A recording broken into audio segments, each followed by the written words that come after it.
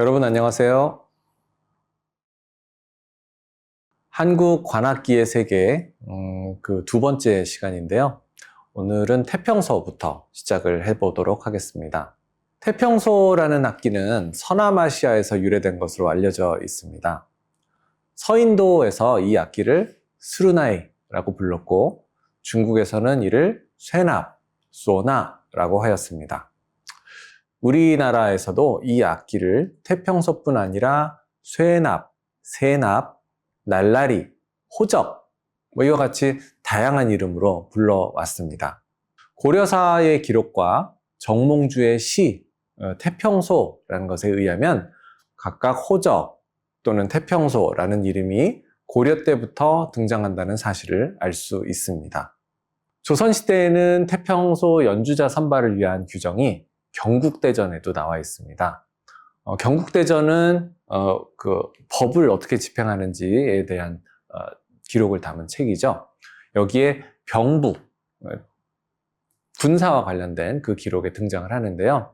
즉 태평소는 군대 안에서 음악을 담당했던 그 사람들이 활동했던 음악 내용이니까 결국은 이 군의 음악, 군대와 관련된 그런 음악을 담고 있습니다. 악학계범 여러 번 소개하고 있는데요. 악학계범에도 태평소가 등장합니다. 여기에는 당악기의 하나로 소개를 하고 있는데요. 종묘제례악에 태평소가 등장을 합니다. 종묘제례악은 세종대왕이 만든 정대업지곡, 보태평지곡 이런 곡들을 편입해서 만들게 되는데요. 그 의미가 보태평지곡은 조선시대를 건국했던 문관들의 어떤 공을 칭송한 곡이고요. 정대업지곡은 무관들의 공을 칭송한 그런 곡입니다. 그래서 이 무관들의 공을 칭송하는 정대업지곡에는 태평소가 등장을 하게 됩니다. 그래서 이런 사실들을 보면 역시 군대와 관련된 음악에 사용된 악기가 바로 태평소구나 라는 사실을 알 수 있습니다. 태평소는 군영의 음악, 역시 군대의 음악인 대취타, 또 농악에서도 사용되고요. 또는 무속의식, 또 전문 예인 집단, 불교의식과 같이 대규모 인원이 움직이는 공연에 선율을 제공하는 악기로서 자리매김하고 있습니다. 우리나라뿐만 아니라 아시아 각국에서 스루나이, 쇠납, 소나 등과 비슷한 어원을 가진 이름으로 불리면서 각종 의식이나 야외 연주 등에서 발견되는 악기입니다. 태평소는 크게 네 부분으로 되어 있습니다. 먼저 입을 대어 부는 장치로 서가 있습니다. 그리고 지공을 손가락 운지죠. 지공을 열고 닫는 관대가 있습니다. 이 둘을 연결하는 동구가 있고 끝으로 확성기 역할을 하는 동팔랑이 있습니다. 서는 피리의 서와 같이 윗면과 아랫면이 동시에 울려 소리를 내는 겹서 형식입니다. 다만 피리의 서가 대나무를 깎아 만든다면 태평소의 서는 갈대를 얇게 갈아서 만듭니다. 갈대를 얇게 갈아서 떨림이 좋게 만들고 이를 납작하게 눌러주면 양면에 진동이 생기고요. 그 소리가 삑삑 하는 소리를 내게 됩니다. 태평소의 서는 길이가 약 2cm 정도로 매우 작습니다. 요즘 햄버거 가게에서 우리가 음료 마실 때 사용하는 약간 굵은 빨대 있죠? 이 빨대를 작게 잘라주고요. 또 사포로 얇게 갈아준 다음에 납작하게 만들면 태평소 서로 사용을 할 수 있기도 합니다. 실제로 우리 연주자들이 그런 식으로 태평소 서를 만들어 사용하기도 합니다. 이는 옛 명인들이 백로, 학 이런 큰 새의 털을 삶아낸 다음에 그 털 빼고 그 털에 붙어있는 관대 같은 거 있잖아요. 플라스틱 같이 생긴 이런 것들을 태평소의 그 서로서 사용했다는 사실을 응용한 것입니다. 그런데 오히려 상대적으로 갈대서보다 튼튼해서 오래 사용할 수 있는 장점도 있습니다. 동구는요, 서와 관대를 연결해주는 부품입니다. 동구 상단부에 있는 태평소의 취구에는 직경 약 5mm 정도 되는 작은 구멍이 있습니다. 이 태평소의 취구가 매우 작은 거죠. 네, 그리고 거기에 서를 아까 그 빨대 같은 거를 끼워 넣고 꾹꾹 불어서 연주를 하게 됩니다. 더욱이 그 관대 끝에 있는 동팔랑, 확성기죠. 확성기를 통과하면서 태평소의 소리는 훨씬 커지게 됩니다. 매우 작은 구멍에서 소리가 나지만 실제로 우리가 귀를 막을 정도로 매우 큰 음량이 나는 그런 악기입니다. 태평소의 관대에는 총 8개의 구멍이 있는데요. 뒤에 1개, 앞에 7개가 있습니다. 태평소는 약 35cm 정도의 길이이고 관대의 직경은 서서히 넓어지는 원뿔 구조입니다. 원뿔 그러면 위에가 이렇게 뾰족한 건데요. 뭐 그런 정도까지는 아니고 또 그 뾰족한 부분은 잘라내고요. 요 중간부터 이렇게 위보다는 아래가 조금 더 넓어진다 이렇게 보시면 되겠습니다. 그리고 지공 사이의 간격, 그러니까 손가락에 될 수 있는 그 구멍들의 간격, 이거는 곧 음정 간격을 의미하겠죠. 네, 그래서 음정 간격이나 관대의 총 길이, 또 이 직경, 그 관대의 위, 아래 이 직경 등은 전승을 하는 그 전승 계통, 그리고 연주자에 따라서 조금씩 다르다는 점도 알아두시면 좋을 것 같습니다. 태평소가 편성되는 음악 중에 대표적인 곡으로 종묘제략을 꼽을 수 있습니다. 특히 정대업 계열, 조선시대의 무장들의 공덕을 칭송하는 그런 곡인데요. 여기서 사용됩니다. 또한 실제 조선 왕의 행차를 위한 대취타, 이 악곡의 연주에서도 태평소가 사용되는데요. 대취타 연주에서는 태평소가 유일한 선율악기이기도 합니다. 농악 많이 들어보셨죠? 꽹과리, 북, 장구, 징, 이와 같은 사물악기가 주로 연주됩니다. 그런데 여기에 만약에 선율악기가 들어간다면 바로 태평소가 들어갑니다. 농악은 군대의 진법, 즉 군인들이 무리를 이루는 그런 방법을 응용한 장르도 포함되어 있습니다. 그래서 그 농악의 어떤 행진 또는 단체 활동, 이런 것들에 태평소 악기가 포함되는 경우를 볼 수 있는데요. 이 또한 태평소가 군대와 상당히 밀접한 관계가 있다라는 사실을 알 수 있는 증거입니다. 그러나 언제부터 태평소가 농악에 편입되었는지 이런 거는 확실하지 않고요. 또 지금 전국에 농악이 퍼져 있지만 그 농악마다 태평소가 편입된 곳도 있고 또 그렇지 않은 곳도 있습니다.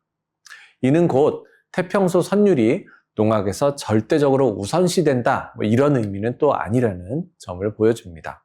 전문 예인 집단, 즉 광대들이 땅재주를 넘거나 번화노름, 줄노름 이런 걸 할 때도 그 반주 악대에 태평소가 포함되는 경우가 더러 있고요. 또 깃대놀이, 탈춤 이런 데에도 태평소가 포함되기도 합니다. 한편 불교 의식과 같은 종교 행사에도 태평소가 등장합니다. 바라춤, 법고춤이나 영가를 모시는 절차의 행렬에서도 태평소가 연주됩니다. 20세기 이후 창극이 대유행을 하게 됩니다. 이 시기에 활동했던 음악인들은 창극단을 조직해서 전국 순회 공연을 다녔는데요. 반주 활동과 홍보 활동 이런 데에 태평소를 활용하기도 했습니다. 나아가 판소리나 민요의 선율을 태평소로 옮겨 신하위 독주 또는 신하위 합주와 같은 그런 곡으로 탄생시키기도 했습니다. 태평소는 금속성의 강렬하고 높은 음역대 그리고 큰 음량이 매우 특징적인 악기입니다.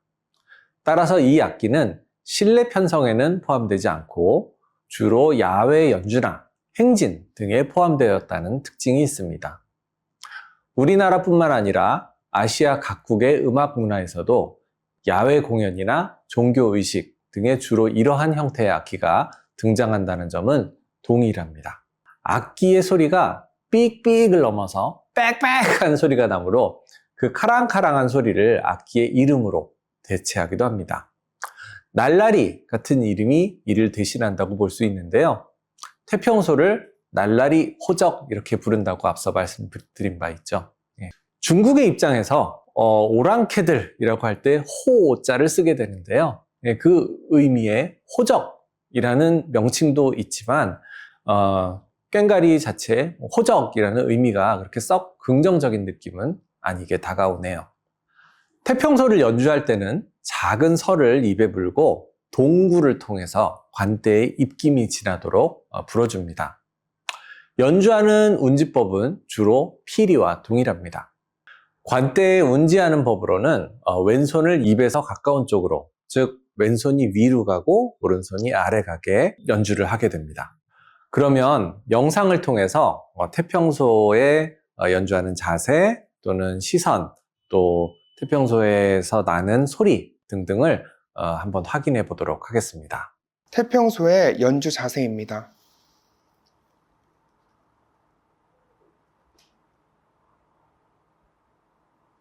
태평소 연주의 팔 위치와 손 위치입니다. 왼손은 악기 상부에 있는 지공에 위치하고 오른손은 악기 하부에 있는 위치에 지공에 위치합니다. 또한 팔은 45도로 벌려주며 입술을 취구에 대서 연주합니다. 음역 스케일입니다.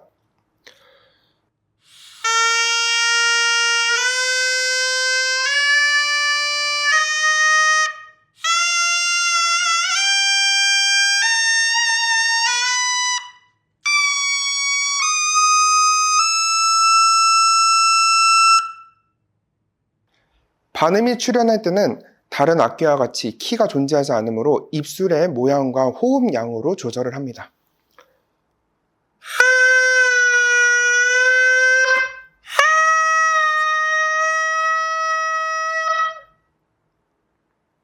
태평소의 음정은 입김을 불어넣는 세기에 따라서도 달라지는데요. 숨의 세기, 그리고 관대와 동팔랑을 통해 음정과 진폭을 조절합니다. 태평소는 설을 세게 불어서 그 떨림으로써 진동을 만드는 악기입니다. 따라서 작은 소리를 내기는 어렵습니다. 국악 관현악이라는 장르가 있는데요. 그 관현악 안에서 태평소를 연주하는 경우도 있습니다. 이때는 악기와 마이크 사이의 거리, 또 관객과의 어떤 물리적인 거리를 조절해서 음량을 컨트롤하기도 합니다. 태평소 연주는 행진 계통의 악기이므로 실제적인 음악, 즉 악보 기록이 많지 않습니다. 대부분 연주자들은 구전심수 방법을 통해서 전승을 하는데요. 즉 스승이 제자에게 그냥 입으로 통해서, 입에서 입으로 이렇게 전승되는 그런 방법입니다. 그렇기 때문에 암기가 기본적으로 갖춰져야 됐습니다. 일부 행진음악이 20세기 초반 그 이왕지 가악부라는 기관을 통해서 기록이 남아있고 또 그들의 연주를 통해서 전승이 되고 있는데요. 그나마 20세기 이후의 음악은 오선보에 기록되는 경우가 있었지만 그 이전의 음악은 기록이 거의 없습니다.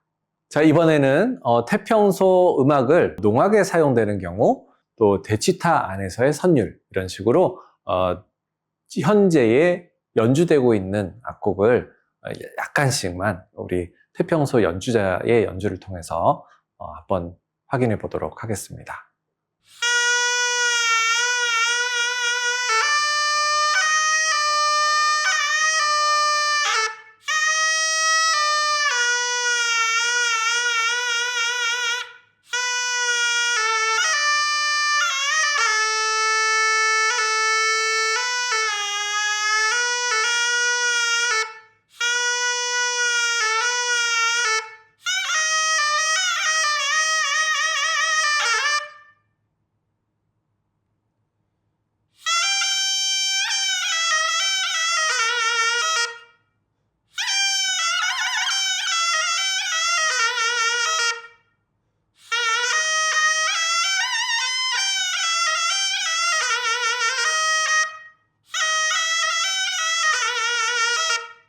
네, 이와 같이 오늘 태평소에 대해서 알아봤습니다.